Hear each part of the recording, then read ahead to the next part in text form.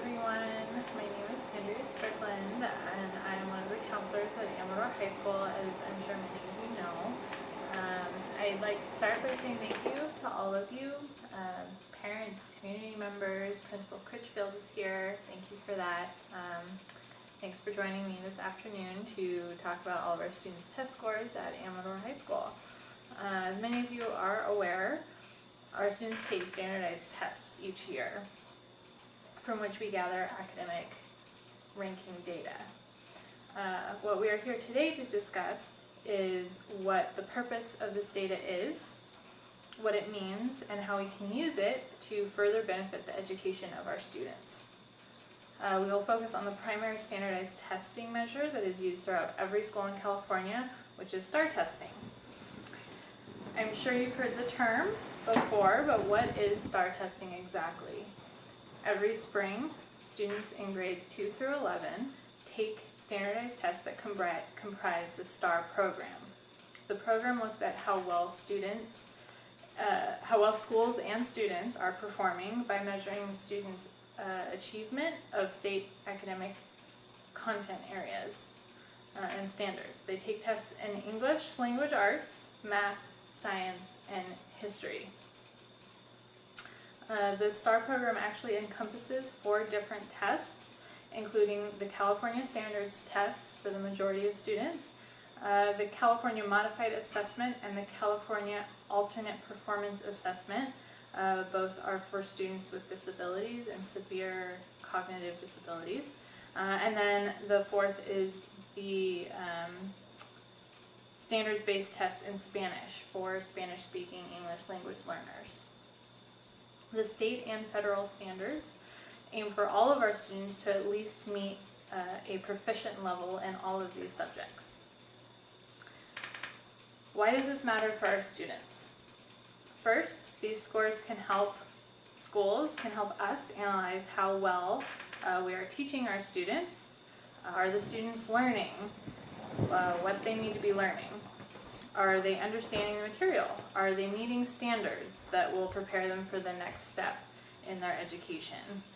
Overall data trends can be used to determine areas of need. Are students collectively scoring low in one area? Let's figure out why. Also, STAR scores weigh heavily into a school's API, which is Academic Performance Index score, and AYP, Adequate Yearly Progress score. Each year, both of these are accountability measures that the state and federal governments use to track academic progress, and they take these scores largely into account when determining funding for a school. More funding equals more resources for our students to support their education, so this is important and does impact all of the students at our school. Parents, you may wonder why this information is relevant to you. As you can see, the scores in this graph are from years 2009-2010 all the way to 2012-13. So you might be saying, these scores are from years before my child attended Amador High. This doesn't represent him or her. But what it does show us is systemic academic trends. So this graph shows the percent of students scoring proficient or above in the 4 subject areas tested over the 4 years mentioned.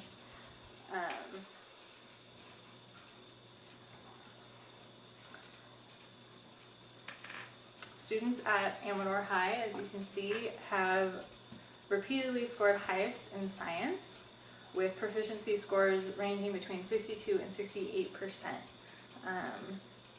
That indicates to me that our science department is well structured with regard to the curriculum that aligns with state standards and is being taught in a way that resonates with students.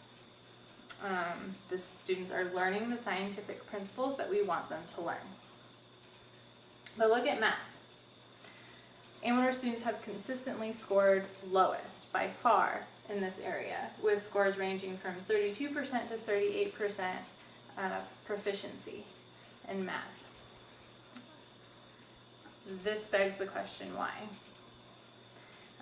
It should also be noted that although these scores represent the entire student body, even when broken down into subgroups of ethnicity, gender, socioeconomic class, disability, our students score significantly lower in math than in any other subject within each subgroup.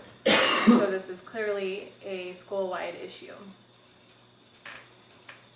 You may also wonder, is this a state problem, a district problem, or is it just Amador High students with this who struggle in this area? Here we can see how the math scores previously shown on the last slide compare with district-wide scores and statewide scores. Again, this graph shows the percent of students who scored proficient or above within math. Our district scores match well, and in some years have even exceeded state scores, whereas Amador High has scored well below each year. Interestingly enough, the other high school in this district has low math scores as well, which to me indicates specifically a high school level math curriculum issue within our district. After reviewing the data, we have done a complete math curriculum review in order to see in which ways our math program at Amador is not aligning with the state standards. We will be implementing a pilot program in math called Core Plus Mathematics that is accepted by the U.S. Department of Education as a program that works to ensure college and career readiness, and is designed to align with state standards. The program includes 4 years of integrated math, including algebra, geometry, trigonometry, as well as statistics throughout each year within connected units. It is a problem-based, inquiry-oriented, and uses real-world applications. All strong components of state standardized testing. Our textbooks are outdated and do not represent current state standards. Therefore, we will be purchasing the Core Plus Mathematics textbooks to go along with this new program. Another aspect to the program is that it integrates the use of technology in the classroom and in the students' work. Which is another cause for struggle with STAR tests. They are computer-based, and currently we do not have our students performing math problems using computers. We will also be providing professional development for our math teachers for a smooth and effective program implementation. In addition, we'll be working with our math teachers to integrate effective test preparation strategies into the classroom.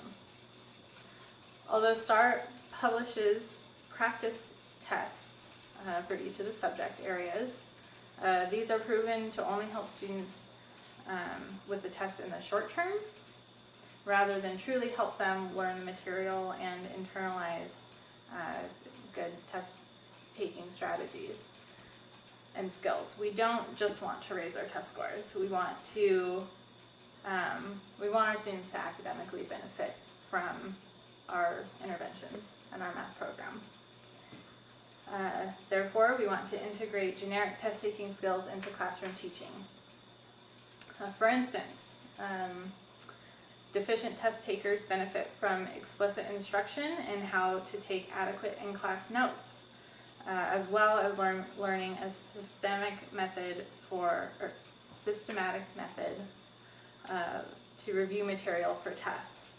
So looking over their notes each night, rereading relevant portions of the textbook, etc. We will also implement ongoing assessment to ensure that we are meeting our goals and improving math proficiency. One example of an ongoing assessment is to have weekly review worksheets, which will allow teachers to see the weakest areas in order to guide their instruction for the following week or weeks. And also zero in on the students' needs and what they're needing most. We will also provide teaching aids to all of our math teachers for added support in the classroom and individual tutoring as needed.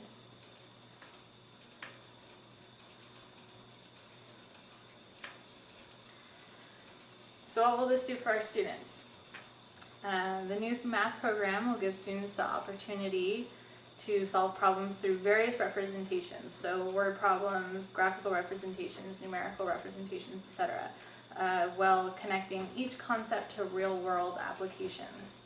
Using technology allows students to make more extensive use of multiple representations without needing to construct them by hand.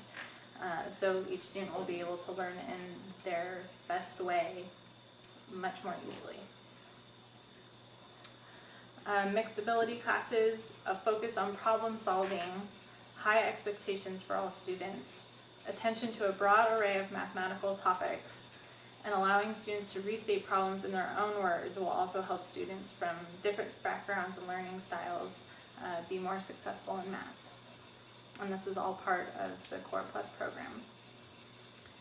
In addition, several research studies have provided evidence that introducing activities through class discussion, teaching students to explain and justify how they reached the answer that they did, and making those real-world contexts accessible to students promote their ability in math.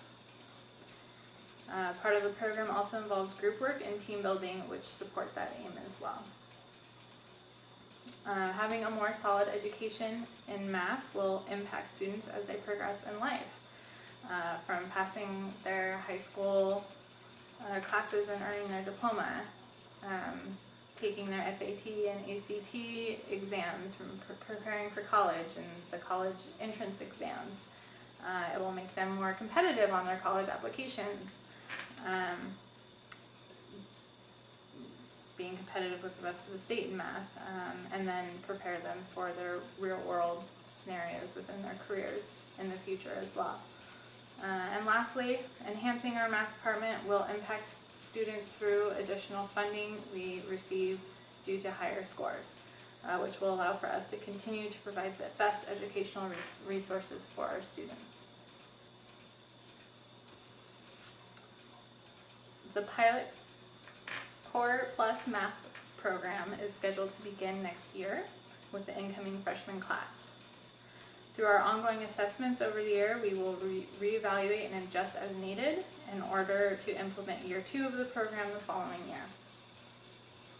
The new program will require extra funding in order to purchase the new textbooks, as well as the technology required for the new curriculum. I personally have advocated to allow more room in the budget for the math department. Although the year-by-year integration of the program will help disperse the cost of implementation over the course of multiple years, it still won't be enough. Therefore, I am writing grant proposals and am asking for school-wide and community help in fundraising efforts. I think as a community, we need to support the adequate education of our youth in all subject areas. Yes, question? Yeah, how can we help with the fundraising? That is a great question. I will be working with the PTA in scheduling and organizing a fundraising planning meeting about mid-semester this coming year. So in a couple of months, look out for that. There will be more information coming your way to get involved. Thank you for asking. Thank you, everyone, for coming out today. Are there any other questions?